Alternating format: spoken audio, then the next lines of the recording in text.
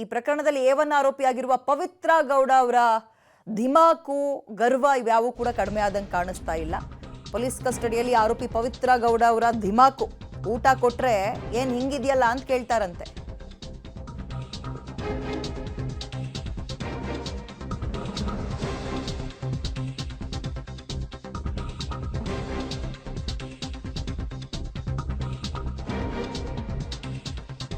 ನೆನ್ನೆ ಮಧ್ಯಾಹ್ನ ಊಟಕ್ಕೆ ಮೊಸರನ್ನ ಕೊಟ್ರೆ ಏನ್ ಸರ್ ಇದು ಇಷ್ಟೊಂದು ಹುಳಿ ಅಂತ ನಕ್ರ ತೋರಿಸಿದಾರಂತೆ.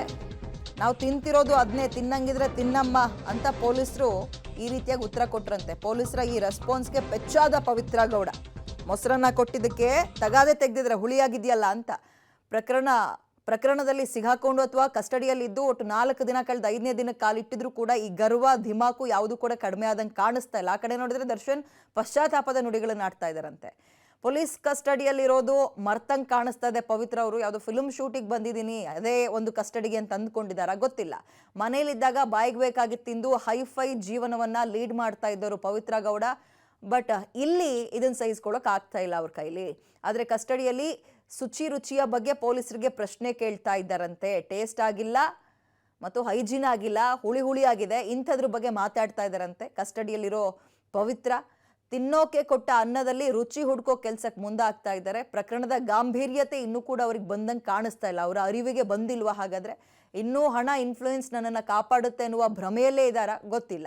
ಬಂಧಿತ ಎಲ್ಲ ಆರೋಪಿಗಳಿಗೂ ಕೂಡ ಇದೇ ಊಟವನ್ನ ಕೊಟ್ಟಿದ್ರು. ಮೊಸರನ್ನವನ್ನ ಎಲ್ಲರೂ ತಿಂದಿದ್ದಾರೆ.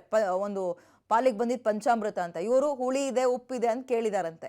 ಎಲ್ಲ ಆರೋಪಿಗಳು ಮೊಸರನ್ನ ತಿಂದು ಸುಮ್ಮನಾಗಿದ್ದಾರೆ. ನೆನ್ನೆ ಕೊಟ್ಟಿದ್ದು ಊಟ ಆರಂಭದಲ್ಲಿತ್ತು ದೊನ್ನೆ ಬಿರಿಯಾನಿ ಅಂತೆಲ್ಲ, ನೆನ್ನೆ ಮೊಸರನ್ನ ಕೊಟ್ಟಿದ್ರಂತೆ. ಆದರೆ ಪವಿತ್ರ ಮಾತ್ರ ಒಂದು ತುತ್ತು ತಿಂತ ಇದ್ದಂತೆ ಹುಳಿ ಅಂತ ಹೇಳಿದ್ದಾರೆ. ಆಮೇಲೆ ಊಟವನ್ನೇ ಬಿಟ್ರಂತೆ, 1-2 ತುತ್ತು ಸೇರಿಸಿ. ಪೊಲೀಸರು ಸುಮ್ಮನಾಗಿದ್ದಾರೆ. ಏನು ಸರ್ ಇದು ಇಷ್ಟೊಂದು ಹುಳಿ, ಹೆಂಗೆ ತಿನ್ನೋದು ಇದನ್ನ ಅಂತ ತನಿಖೆ ಮಾಡ್ತಾ ಇದ್ದ ಪೊಲೀಸರಿಗೆ ಕೇಳ್ತಾರಂತೆ ಪವಿತ್ರ.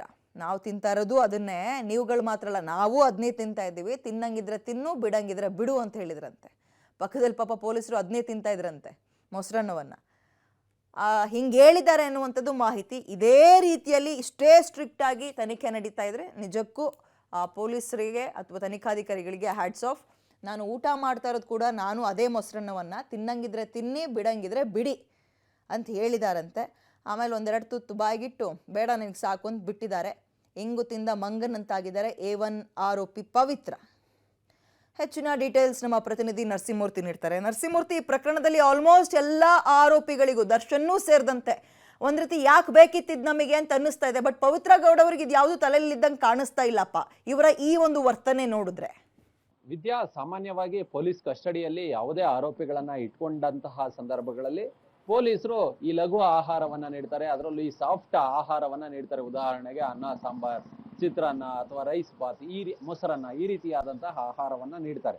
ಕಾರಣ ಇಷ್ಟೇ, ಯಾವುದಾದ್ರೂ ಈ ಮಟನ್ನು, ಚಿಕನ್ನು ಈ ತರದನ್ನ ಕೊಟ್ಟಂತಹ ಸಂದರ್ಭದಲ್ಲಿ ಆರೋಪಿಗಳ ಹೊಟ್ಟೆ ಕೆಟ್ಟು ಅಥವಾ ಅವರ ಆರೋಗ್ಯದಲ್ಲಿ ಏರುಪೇರಾದ್ರೆ ಯಾಕೆ ಬೇಕು, ಮತ್ತೆ ಅವ್ರನ್ನ ಆಸ್ಪತ್ರೆ ಅಲ್ಲಿ ಇಲ್ಲಿ ಅಂತೇಳಿ ಕರ್ಕೊಂಡು ಅಲಿಯಬೇಕಾಗುತ್ತೆ ಅನ್ನೋ ಹಿನ್ನೆಲೆಯಲ್ಲಿ ಈ ಲಘು ಆಹಾರವನ್ನ ಕೊಡೋದು ಕಾಮನ್ನು. ಹೀಗಾಗಿ ನಿನ್ನೆ ಮಧ್ಯಾಹ್ನ ಮೊಸರನ್ನವನ್ನ ಎಲ್ಲಾ ಆರೋಪಿಗಳಿಗೂ ಕೊಡುವ ಕೆಲಸವನ್ನ ಮಾಡಲಾಗಿದೆ. ಈ ಸಂದರ್ಭದಲ್ಲಿ ಪವಿತ್ರ ಗೌಡ ಏನ್ ಸಾರ್ ಇದು ಹುಳಿ, ಹೇಗ್ ತಿನ್ನೋದು ಇದನ್ನ ಅನ್ನೋ ನಿಟ್ಟಿನಲ್ಲಿ ಪೊಲೀಸರನ್ನ ಪ್ರಶ್ನೆ ಮಾಡಿದ್ದಾರೆ. ನೋಡಮ್ಮ, ನೀನು ಒಬ್ಳಿಗಲ್ಲ, ನಾವು ಕೂಡ ತಿಂತಿರೋದು ಇದನ್ನೇ, ನೋಡು ತಿನ್ನೋದಾದ್ರು ತಿನ್ನು ಅನ್ನೋ ನಿಟ್ಟಿನಲ್ಲಿ ಪೊಲೀಸರು ಹೇಳಿದ್ದಾರೆ. ಹಂಗಾಗಿ ಊಟದ ಮೇಲೆ ಕೋಪ ಮಾಡ್ಕೊಂಡವ್ರು ಇವತ್ತು ತಿನ್ಲಿಲ್ಲ ಅಂದ್ರೆ 1 ಹೊತ್ತು 2 ಹೊತ್ತು ತಿನ್ಲಿಲ್ಲ ಅಂದ್ರೆ 3ನೇ ಹೊತ್ಗಾರು ತಿನ್ಲೇಬೇಕು.